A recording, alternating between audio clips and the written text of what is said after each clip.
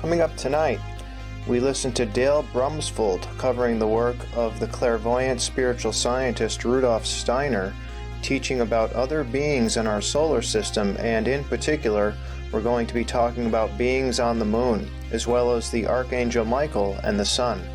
But first, I'm going to preface that by visiting Secure Team 10, who recently uploaded images of UFOs crossing the moon.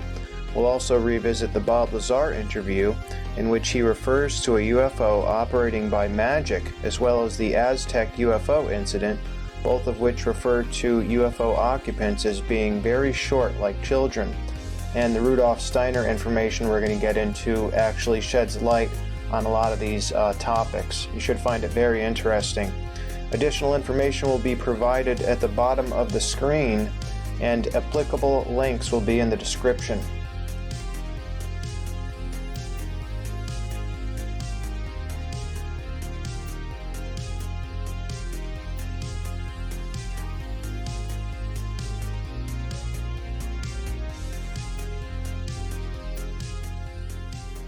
It would appear that we, through a telescope, a very high-powered telescope, capture multiple UFOs passing by our moon very close to the surface, because you'll notice that whatever these objects are, you can actually see the shadows from the objects being cast down onto the surface of the moon. And it's no secret that the moon is one of my favorite topics of this channel ever since I started it.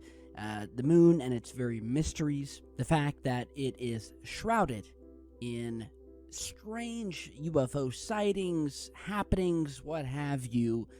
And so this is a very exciting video to show you guys, because I believe the moon definitely holds many secrets. And so without further ado, here is that footage of multiple objects passing over the moon, casting shadows down on the surface, and I assure you they are not one of ours. So check this out.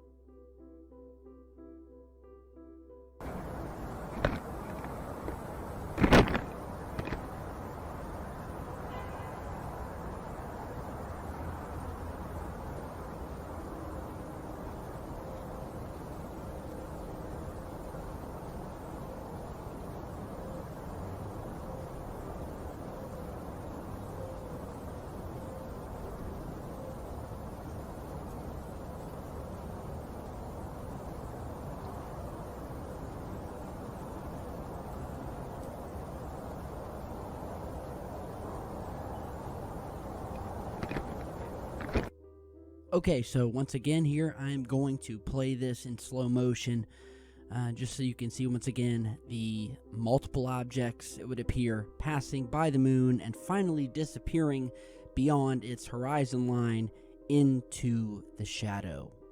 Okay, so very, very interesting footage. If you go back and check my channel, or if you go to my channel and just search moon, you will find endless amounts of videos where I show you these artificial bases on the moon, as well as the UFOs seen through telescopes flying over the moon, as well as satellite imagery coming from NASA itself, capturing these unknown objects sitting on the moon, sitting above the moon, flying across it. So be sure to check that out and tell me what you think about this footage. It definitely looks like we have multiple objects, possibly cylindrical in shape, passing over the moon, just like we have seen many, many times in the past. So with that, let's move on to our next piece of UFO footage, this time captured by someone who is monitoring the 24/7 live feed of the International Space Station. As many of you know, the International Space Station has multiple cameras on it, and there's a live feed that you can check, you can watch every day. It doesn't matter what time of day, and we have captured some very, very mysterious and unexplained things via these cameras on the International Space Station orbiting Earth.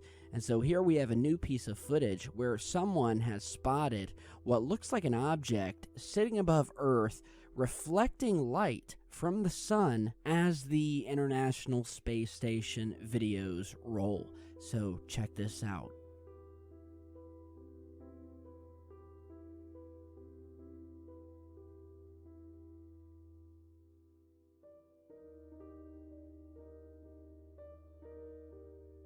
Okay, so definitely looks like an object sitting amidst this large cloud covering. I mean, it's just nothing but cloud covering, but clouds reflect light in a different way. And when you have something such as a metallic object or something of that nature, they reflect light a very different way. So it appears that sitting in the clouds here, we have something that is reflecting sunlight in a very different way than the surrounding cloud covering. Almost looks like something metallic, reflecting light back towards the camera. And again, we have shown many pieces of video on this channel, courtesy of NASA themselves, of strange and mysterious unknown objects hovering above the Earth, zooming up and down through the atmosphere, and yes, just like this, sometimes just sitting within the atmosphere, just above the Earth, moving along with the clouds. Former government scientist has alleged that the U.S. military is flying recovered UFOs at a secret base in the Nevada desert. The allegations about the secret facility near the Groom Mountains first surfaced on Eyewitness News last Friday. Scientist Bob Lazar says there are at least 9 of the flying saucers being tested and that they were not built on Earth. George Knapp has more in the continuation of our series on UFOs. Yeah, well, it's obvious it came from somewhere else other than Earth. Scientist Bob Lazar is convinced that the technology he saw being tested at a secret base in the Nevada desert is of alien origin, and for Lazar, the proof is at least partially in the furniture. One of the 9 flying discs he says he saw at the base, which was designated S4, looks exactly like this UFO photographed in Europe. Lazar called it the sport model. I gave everything simple names. There's the top hat one, and the Jello mold, and the sport model operated, without any hitches at all. I mean, it looked new.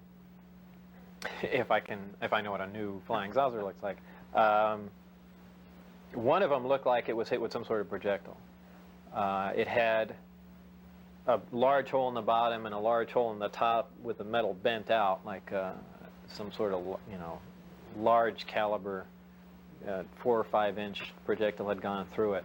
Even before he saw the sport model operate, Lazar says he suspected that the ship came from somewhere else. The realization slapped him in the face the first time he glimpsed the inside of the disc. I got to look inside, and it had really small chairs, and I think that was the first confirmation I had. That was just a shocking thing, because every time before that I was able to label it, well, this is just a little advance that a group of scientists had formed, and they're keeping it secret. And yeah, we could have built a big disc like that. That's no problem. And we could have adapted these to make it fly. But why does it have little furniture inside? Essentially, little seats. And now and things began to click together just all too fast. There's no action-reaction system to it. There's no, like in a jet engine, exhaust gas being thrown out. No propeller, no noise. It's just, for all intents and purposes, magic. When he reached what felt like his bursting point, he took Huff and a few others to the edge of the Groom Mountains to see the flights for themselves. A total of 5 witnesses on 2 consecutive weeks managed to dodge security patrols long enough to see the strange glowing object lift above the mountains. It came up above the same mountain. It moved around. It did a step move. It actually went up in the air like this and hovered, then dropped way down. Then it just floated around and cruised around, and then it started coming up the mountain range. This home videotape was recorded during one of the trips to the Groom Mountains. Okay. Good luck. No, what? Did you see that move it did? No, I didn't. It went like this. It went boom, boom. Wow, look how bright it's getting. Look at it now. Getting bright. Not bright enough for me to get the son of a bitch. Here, hold on, right here.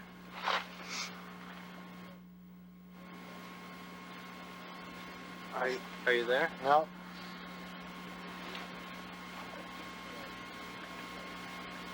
It is bright right now. Admittedly, the tape proves very little by itself because with the distance and darkness, there are no reference points other than the alleged flying disc. But Lazar's information about the time and location of the test flights proved correct, not once, but twice. That, according to our off-camera interviews with each of the other witnesses. Gene Huff describes his second sighting.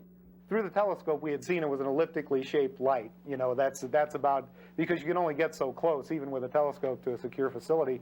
Anyway, it came by up by us very rapidly. It glowed and glowed brighter like a sun, and we almost got the feeling it was going to explode. It glowed so bright, and we backed up behind the car. Then it went down. It glowed back up a little bit, and very softly glided back over back where the mountains where it came up, hovered for a while, and then just sat down, just like you see in the movies. So morning, it starts to get towards morning, early morning, and we're now approaching Blanco, New Mexico. And the craft is continuing, and so is Officer Sandoval. As they get to Blanco, Officer Sandoval loses the craft visually for a little bit. And the terrain, Rich, you've been there, Tracy, I'm not sure if you have, but there's, oh my gosh, cliffs and bluffs and sandstone, and it's really a lovely area, but it's very, very diverse in terrain. And so he loses sight, and about that time there is a gentleman, Mr. Archuleta, Valentine Archuleta, that goes out to his goat pen after breakfast. It's about 5 in the morning, and goes to let his goats out, and he hears a very loud, like sonic boom, and he looks up, and here is this craft. Once the door came down, they were able to go in and look up through the staircase and see 2 people slumped over at a control panel, and then on another deck about 14 other bodies. So you had 2 on the top and 14 down on the, for the lack of a better word, the second floor. And it was about that point, late in the morning, that the military showed up. It was just amazing to sit there and hear him describe, you know, with a 70-year-old memory of what they were looking at. They also had, I'm sorry, go ahead. They were wearing a one-piece, almost like a flight suit, jumpsuit. And they weren't your conventional alien-looking bodies. They were short, 3.5, 4 feet, consistent. Okay. But they were more child-faced. Doug said at first they thought, my God, are these children on board? But they weren't your stereotypical large, almond-eyed, big-headed aliens that we see and hear about from time to time. Their bodies were charred due to the craft coming down. So they were charred on the outside, and they had perfect teeth. Perfect teeth. Yeah, that sounds silly to say, but their teeth were absolutely perfect, no cavities. They were almost like they were molded dentures. They were perfect in every way you could think. So their faces were human-like, would you say? Or is that the impression you got, or it's somehow different from human? To quote him, childlike in appearance.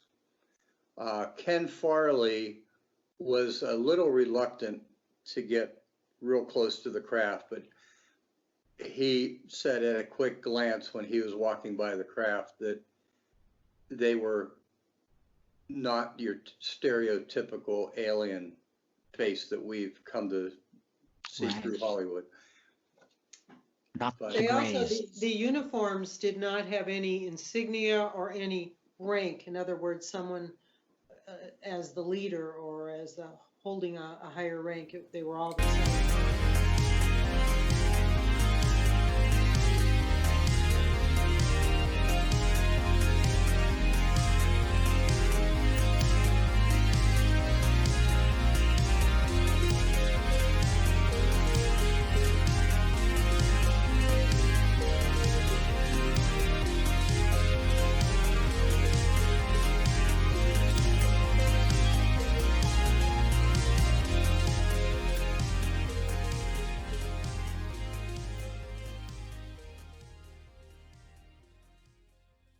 Visit the Rudolf Steiner Archive YouTube channel to learn about who built the Egyptian pyramids, the ancient Atlanteans and their flying airships, the reasons humanity faces disasters, cataclysms, pandemics, as well as other mysteries.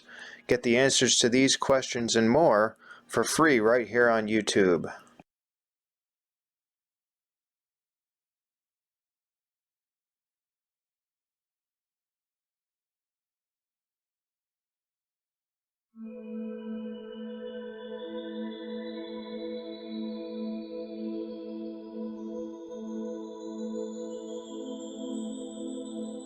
Knowledge of the world of stars, differentiation of the historical epochs of mankind and their spiritual background.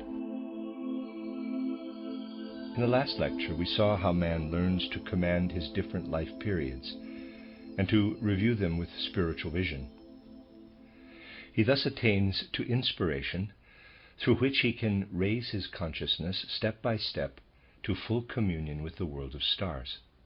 This world must be understood, of course, as an expression, a revelation of purely spiritual beings and purely spiritual facts.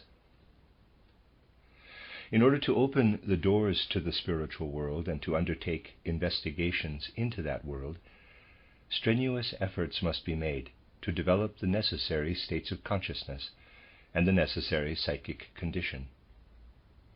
We should not harbor the illusion that we can achieve spiritual insight through the instrument of normal consciousness.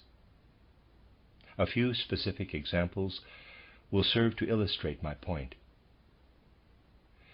Before indicating the potential sources of error in spiritual investigations, I should like to make the following introductory remarks. When a person undertakes serious spiritual training, which unlocks the doors to the spiritual world, and enables him to perceive, and, if I may use the expression, to hold converse with the spiritual world, he realizes that the historical evolution of mankind shows wide differentiations, notable differences of spiritual background. Our present epoch, which we may call the Michael Epoch, for reasons which I shall indicate later, begins in the last third of the 19th century, in the 1870s approximately. This epoch was preceded by an epoch that lasted for 3 or 4 centuries.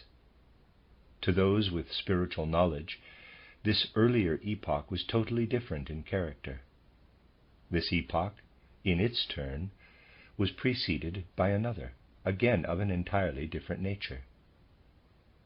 When, therefore, with initiation knowledge, we look back into the past, we find that particular epochs evoke totally different impressions. I have no wish to describe these impressions in the abstract. I should like to illustrate them by concrete examples. In the course of these lectures, I have spoken of personalities who played their various roles in the evolution of humanity. From now on, our epoch must energetically pursue a spiritual science that is directly associated with the spiritual world. Otherwise, mankind will not be able to fulfill its appointed task. We must enter more and more into a spiritual epoch. In the preceding epoch, other forces exercised a predominant influence in human evolution. And when we speak from the standpoint of genuine stellar knowledge, we are able to say, in the epoch upon which we entered in the 70s of the last century, it is above all the spiritual forces emanating from the Sun, S-U-N, which must exercise a major influence in everything in the psychic and physical life, in science, religion, and art. In our epoch, the influence and activity of the Sun forces must become progressively more widespread.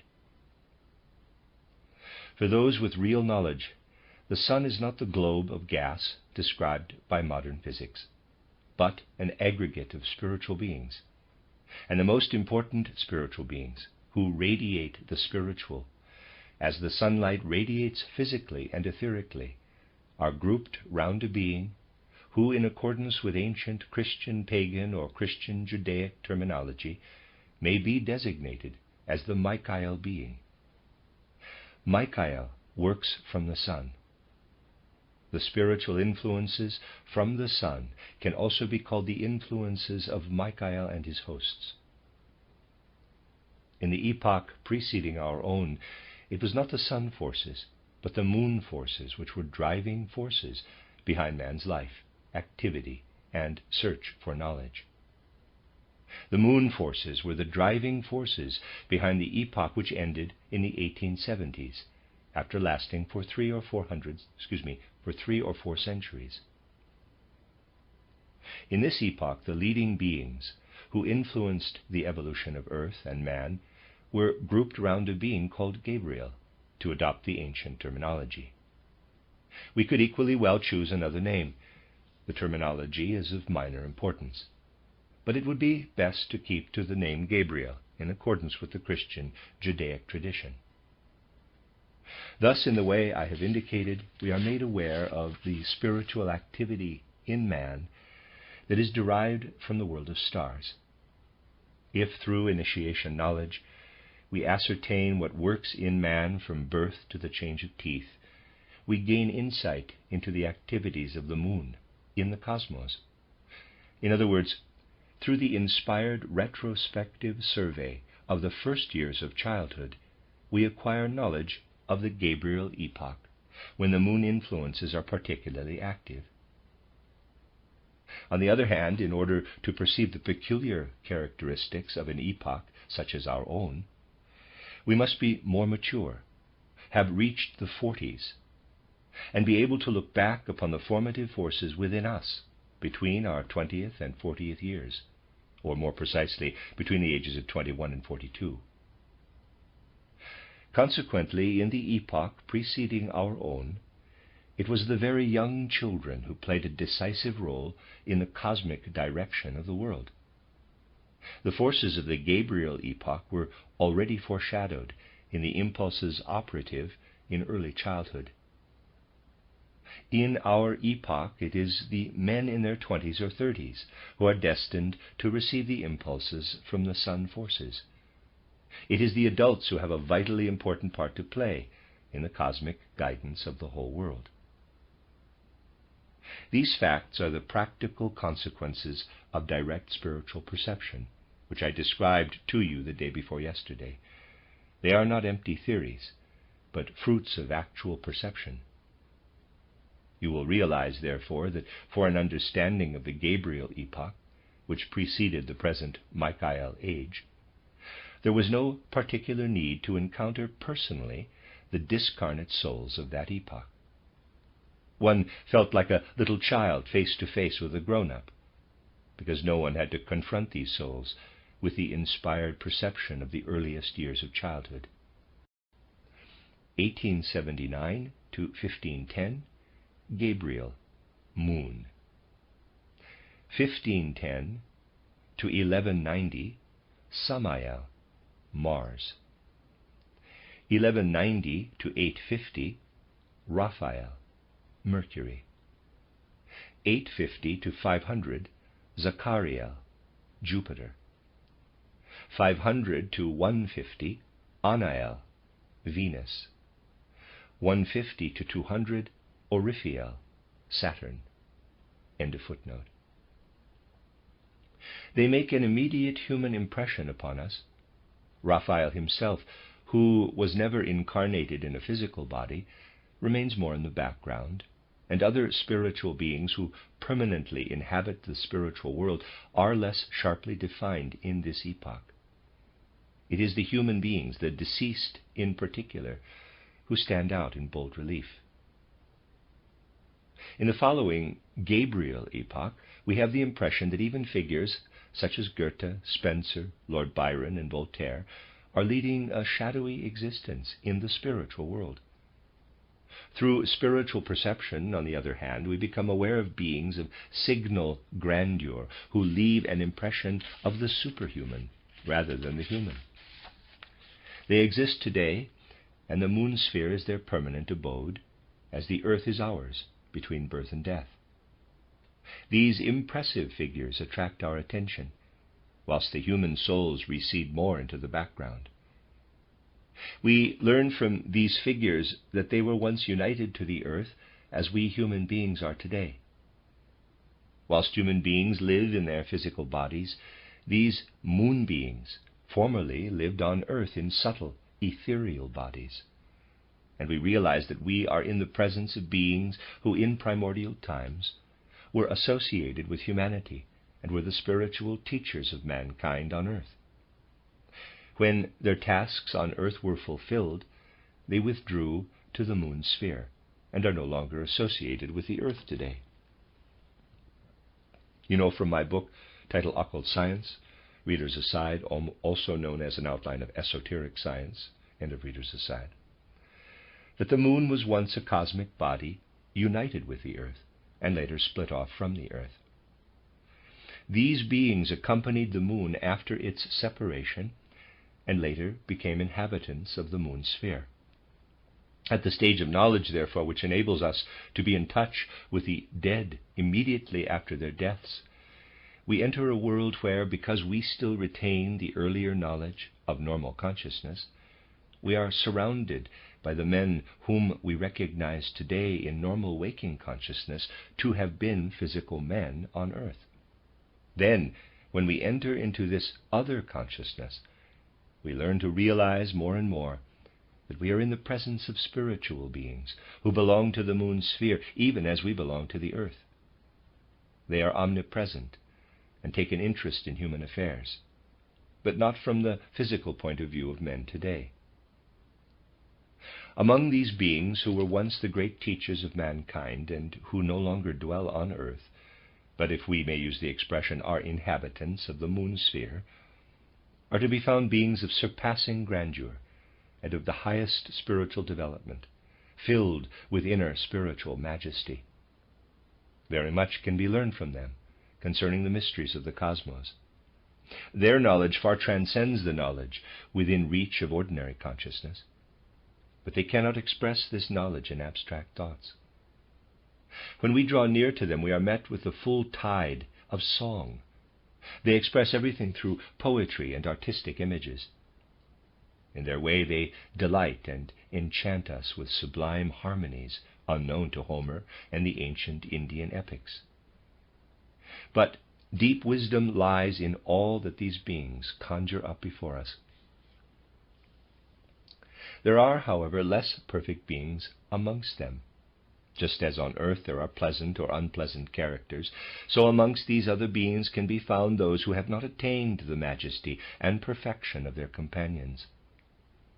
Nonetheless, they have reached a certain stage of perfection because they became their pupils and disciples, and so were able to leave the earth sphere to live and continue working in the moon sphere. When, to use a trivial expression, we contact these beings, we are immediately aware that they have a burning interest in earthly affairs, but their interest is of a wholly different kind. You must not imagine these beings to be unsympathetic, rather uninviting figures. Although compared with their companions they are imperfect, they far transcend the level of distinction, cleverness, and insight that contemporary man can attain with normal consciousness. At all times they share the habits of their companions, but they have different habits and tendencies from those of the ordinary man today. I should now like to enter into the details of a matter of some importance. When we enter into relationship with such beings, we naturally feel the need to exchange opinions, to confer with them about one thing or another. These expressions are, of necessity, somewhat trivial. Let us assume, to take a concrete example, we are conferring with these beings about writing, the written works of men. One man, we will suppose, has simply written down his name. The other has written his signature or monogram. When we discuss these questions with these beings, they reply, "You men are interested in what is of least importance, in the primary meaning of a word, in what, quote, blacksmith or coiffeur, for example, signify. It is far more interesting to observe the particular movements of the writer as these words are written down, how everyone writes differently, rapidly or laboriously, skillfully or clumsily, mechanically or artistically. These beings pay close attention to man's particular behavior pattern when he is writing. This is what interests them." And in the spiritual world of which I am now speaking, these beings also have their adherents, various kinds of spiritual entities who no longer live on earth, and who rank sometimes below, sometimes above man. They give us no guidance on terminology or nomenclature, but advise on the pattern and form of writing which mankind has developed since these beings were on earth. Writing, in our sense of the term, did not exist when these beings were on earth. In their intercourse with mankind, they observed how writing gradually evolved. They were interested in the dexterous movements of the fingers and noted how the dexterity of the fingers was supplemented later on by the addition of a quill pen and later a fountain pen. They had little interest in what was committed to paper. They were wholly engrossed in the movements entailed. An additional factor must now be taken into account. Existing emanations still surviving from the earth have been largely overlooked by mankind. They assume many forms. First of all, if I include amongst them what I have just described, the movements emanating from men. It is the movements emanating from the human being which can be discussed with these beings. Now, in the first place, this is something that does not lead to the real sphere of these beings, for at the time they lived on earth, writing did not yet exist. These beings are wildly ironical when they comment on the limited capacity of man today to understand his fluid emanations. These entities were very much aware of them, whilst modern man ignores them. Thus, in the epoch when these beings were on earth, the fluid emanations from the skin were of vital importance. One learned to recognize one's fellow man through his exhalations. This was later ignored. The third thing to which these beings were specially receptive is skin expiration, the aeriform element that emanates from man. All these emanations, as we shall learn later, may assume a semi-spiritual character. These beings are particularly receptive to these emanations that proceed from man. The solid element in writing, the watery element in skin evaporation, the aeriform element in skin expiration. One must remember that man breathes perpetually through his skin. Fourthly, these beings are receptive to warmth emanations. All these things, insofar as they exist on earth, have special significance for these moon beings. Man is judged by the configuration of his movements in writing and by the particular nature of his emanations. The next emanation is the ever-present light emanation. In every individual, not only the aura, but also the physical and etheric bodies radiate light. Under ordinary conditions, these radiations are so dim as to be invisible, but their existence has recently been demonstrated by Moritz Benedict in a specially constructed darkroom. He showed that the physical body is surrounded by a subtle aura of red, yellow, and blue light emanations, which vary at different places round the body. Moritz Benedict tells us how he demonstrated the colored aura. He showed the left side of the body under normal conditions of light, and the other side under conditions that revealed the aura. Everything depends upon establishing the proper experimental conditions. The sixth emanation is the emanation of the chemical forces, and is found only in rare and exceptional cases on earth today. It is, of course, always present, but operates only in the rare cases when black magic is practiced. When men become conscious of their chemical emanations and exploit them, black magic is being practiced on earth. The seventh kind of emanation is the direct spiritual life emanation, or vital radiation. The use of chemical emanations today invariably degenerates into black magic, which is odious and evil. Whilst black magic is a force to be reckoned with, the life emanations are no less important. These moon beings of whom I am speaking can, for their part, always rely upon and work with the life emanations and use them for good. They are not black magicians, For black magicians are those who under certain conditions succumb to evil and perpetrate evil on earth. But the moon beings can only rely upon the life emanations at full moon, when they can dwell in the sun's reflected light and are subject to its influences. We must learn to make creative use of what we receive from the spiritual world. The task of our age is to find living ideas, to develop living concepts, perceptions, and feelings, and not to invoke dead theories. And these are directly inspired by the beings who are united with the being whom we call Michael. In the previous Gabriel epoch, mankind was more attracted to the material world. Men were unwilling to seek contact with the beings who under certain circumstances are closely related to man, because these beings were concerned with something rather alien to that epoch, namely the occult emanations that proceed from human beings. Adjoining the physical world that we inhabit, between birth and death, is a spiritual world, where we are in touch with the dead in the manner already described. But this world has many other aspects. Amongst them the virtue of those forces that live in the emanations of man. In a certain sense, this is a highly dangerous region of the cosmos, and as I have often mentioned in these lectures, we must have psychic and spiritual balance and control in order to ensure that all that proceeds from these moon beings may become a force for good and not for evil.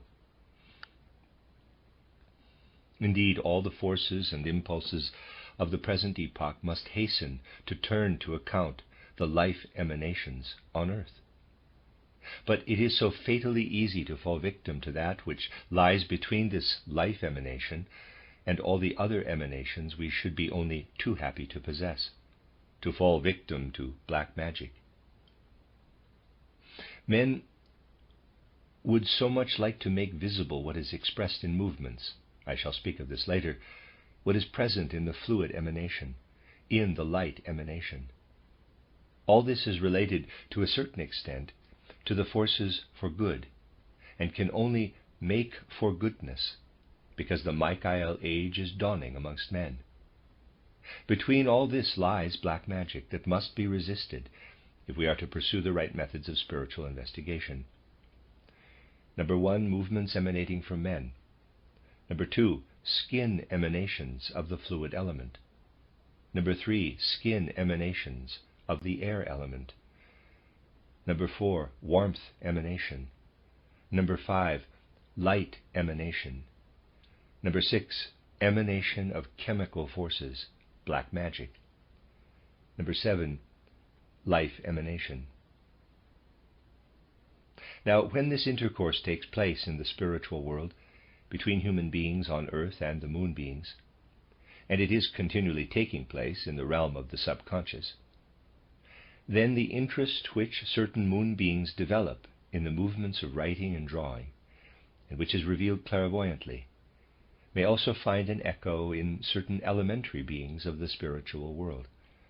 Elementary beings are of a lower order than moon beings. They never incarnate on earth, but live in the adjacent world as spiritual etheric beings. Their interest in the world of man may have the following consequence. From observation, we are aware that the thoughts which a human being communicates through writing react upon his whole being. They are first present in his ego, are then transmitted to the astral body, which executes its movements exactly as the ego determines. Next, they work into the etheric body and down into the physical body. Certain elementary beings observe these effects and long to react in the same way. This is not possible, because the laws obtaining in their world are different from those of the world in which writing is practiced. Writing is the prerogative of the physical world of man on earth. But the following situation can arise.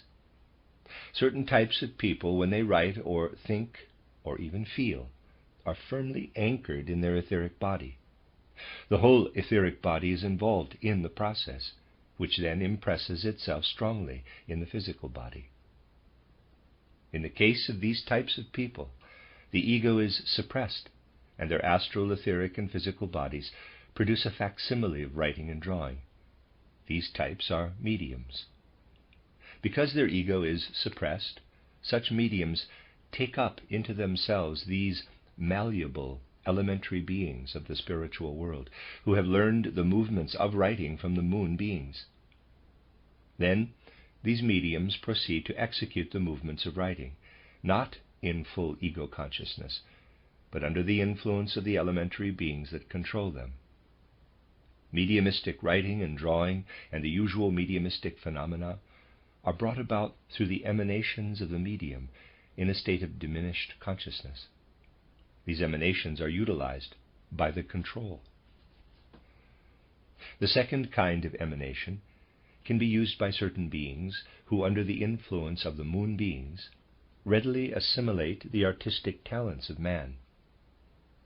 These beings also enter into those human beings who have damped down their surface consciousness and who have a certain artistic impetus in their etheric and astral bodies, which can be canalized into the emanations.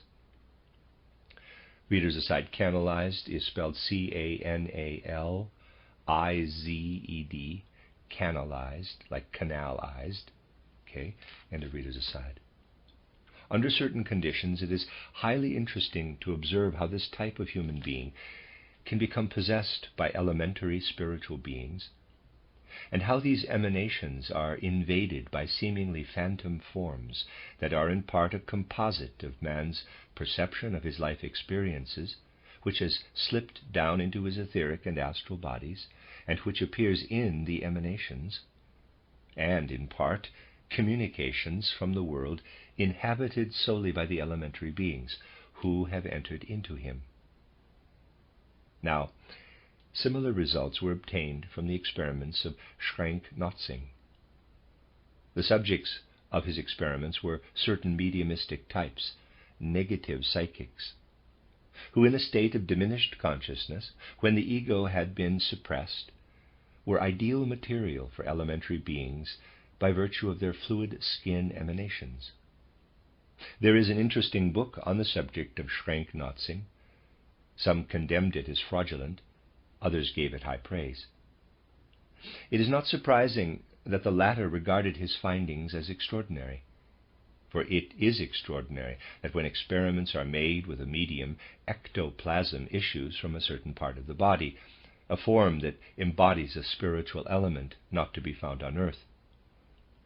In many cases, there is found associated with the form a picture which the medium recently saw in an illustrated paper. Something streams out of the medium. It is the skin emanation. And into this there streams something wholly spiritual, but associated with this was something that the medium recently saw in an illustrated paper or comic journal, for example, a portrait of Poincaré. It need not surprise us that people are amazed at such things, but we are indeed most surprised that fashionable people, people of good taste, and even ladies who would be most unwilling to speak about skin exudations or to discuss psychic materializations, nevertheless feel an inordinate desire to watch the medium who materializes these ectoplasmic forms out of nothing but ordinary sweat. The phenomena in Schrenck-Notzing's experiments are simply exudations which materialize through the skin emanations, an ectoplasmic form that is activated by the elementary beings. In the same way, the skin emanations, that is, the air formations issuing from the medium, can be stimulated by certain elementary beings.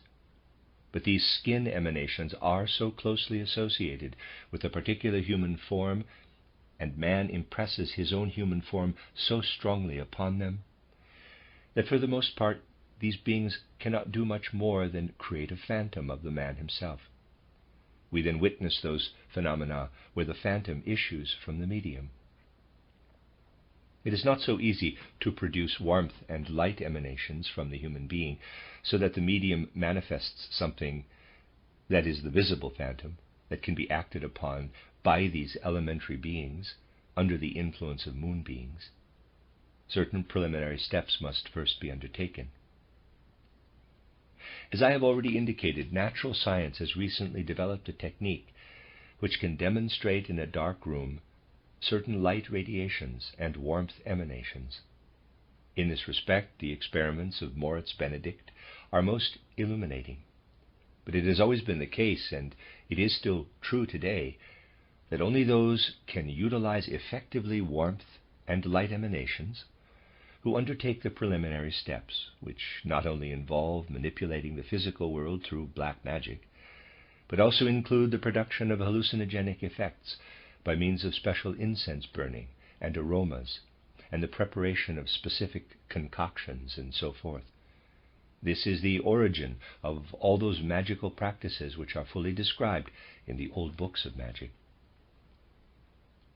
The purpose of these magical ceremonies is to evoke the forces inherent in the light and warmth emanations of man. In the writings of Eliphas Levi, and also in those of Encausa, who wrote under the name of Papus, you can find highly questionable and dangerous instructions on this subject, but we cannot afford to ignore them, since we must speak about the objective aspect, the true nature of these things. All these things lead directly to black magic, which makes use of the spiritual concealed within the earthly element. What is this spiritual element? You will find in my book, titled Occult Science and Outline, that at one time the moon was united with the earth. Many forces belonging to the moon were left behind on earth, and are now diffused through minerals, plants, and animals.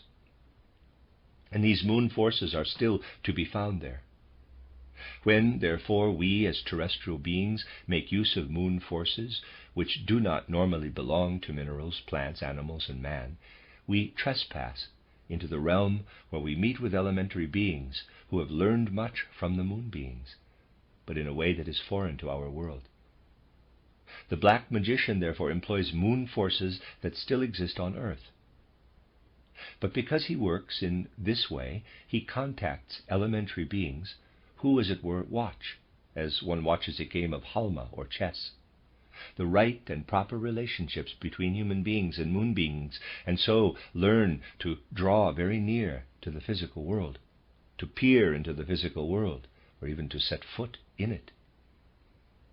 But the normal human being, in whom all this remains in the subconscious, has no contact with these beings. The black magician, however, who works with the moon forces, who has captured them in his retorts and crucibles, is caught in a vortex of those elementary beings. Even an honest and upright man can learn from these black magicians. In title Faust, Part 1, Goethe portrayed a condition where man is the center of whirling forces, a condition that is dangerously near to black magic. By exploiting these forces, man enters into the region where entities in the service of the moon beings are ready to associate with human beings. Thus, centers of black magic arise where moon forces cooperate with spirits who have entered directly into their service, a service that makes for evil. And because many activities of this kind have been practiced in recent centuries, a dangerous atmosphere has been created in the earth. This dangerous atmosphere is undeniably there, and is transfused with multitudinous forces that are born of a union of human activities with moon elements, and of dynamic moon forces with elementary beings in the service of illicit moon forces. It is this region that is actively opposed to all that is destined to proceed from the sun region in the Michael age. And this must be taken into special consideration in relation to the life emanation in the sphere of the soul and spirit. From this point we will pursue our inquiries further tomorrow. Number 1, emanations from human beings, mediumistic power. Number 2, skin emanations of the fluid element, materialization. Number 3, skin emanation, manifestation of the phantom. 4, warmth emanation. 5, light emanation. 6, emanation of chemical forces, black magic. 7 life emanation, Michael sun, Gabriel moon, Raphael Mercury.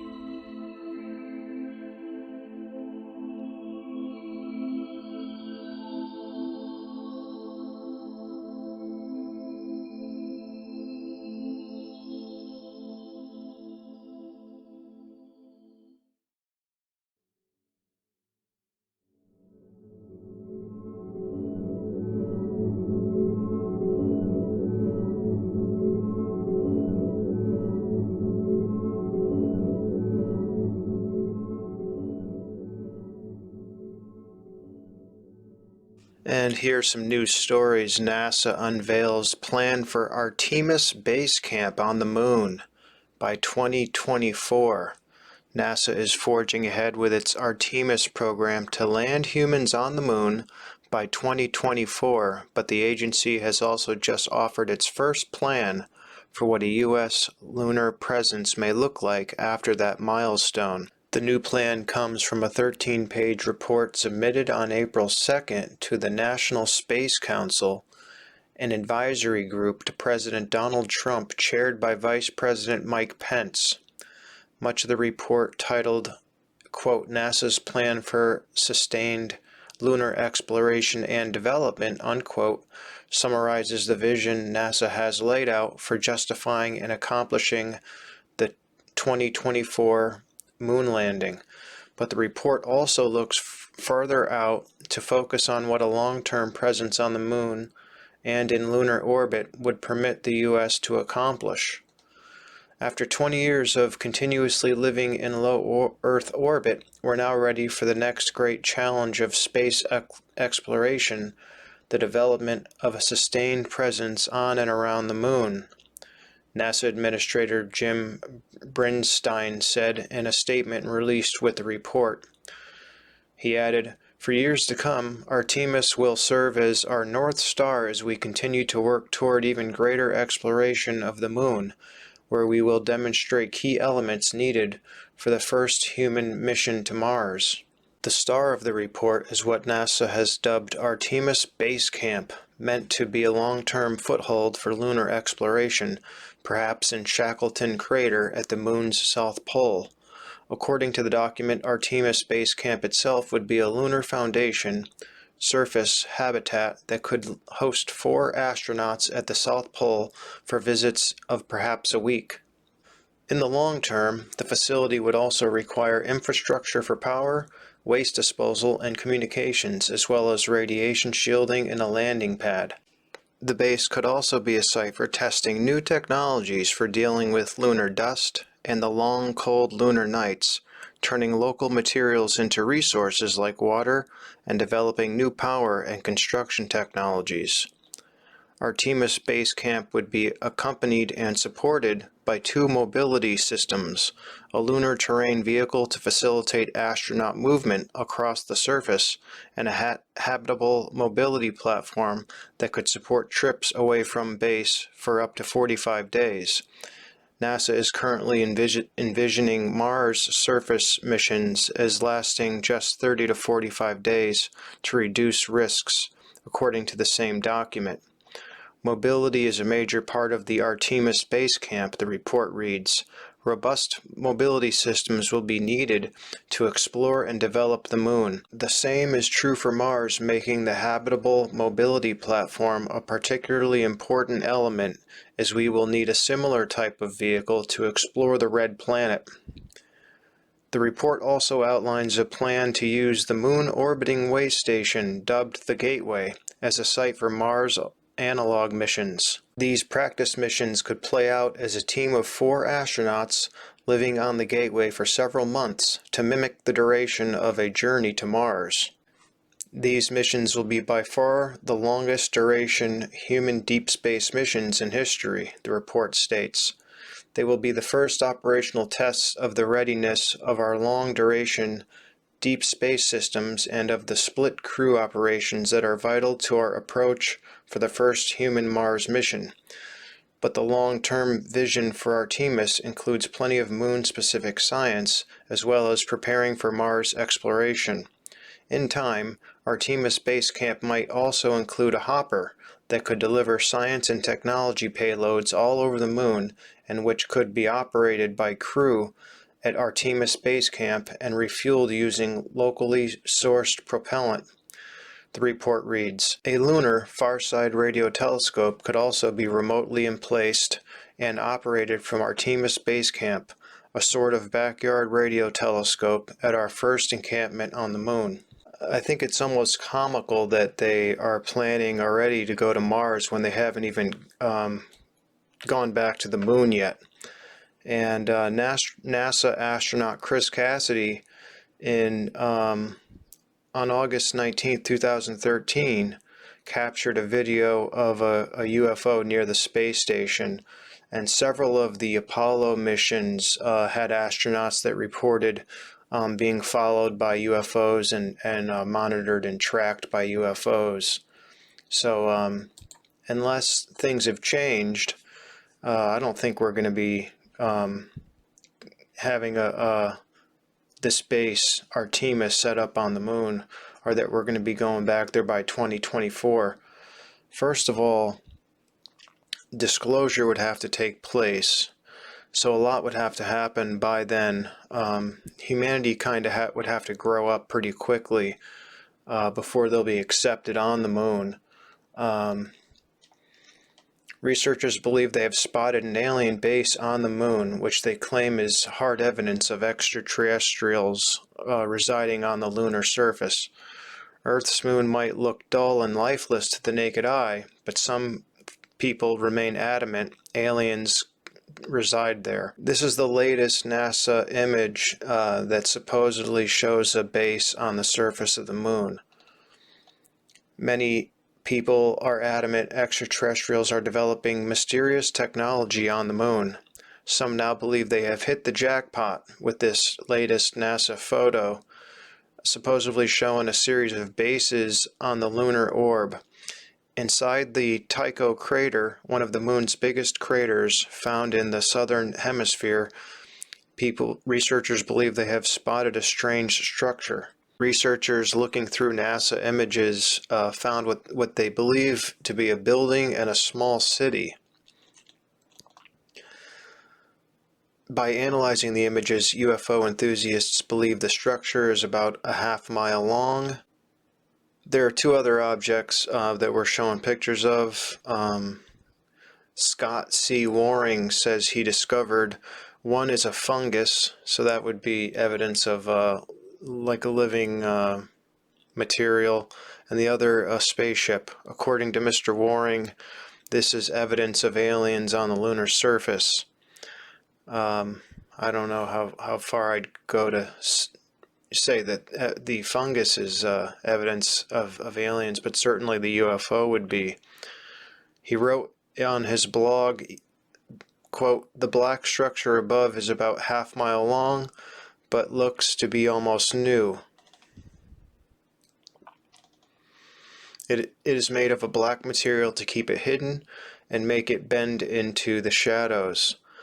There were two other structures near this black one. One looked very old and fungus-like, and the other looked like a ship, since it was sitting above the surface. Many structures have been reported over the years in Tycho crater, and this just adds to that evidence. This is not the first time a mysterious structure has been found on the lunar surface. Some conspiracy theorists claim the moon could be occupied by aliens, and that is the reason NASA has not returned since the Apollo missions ended in 1972. And according to spiritual science, and the stuff we were going over a little bit earlier with Rudolf Steiner, humanity is going to have to move away from its extreme materialism and become more spiritual before we really are able to go out into space and stuff like that.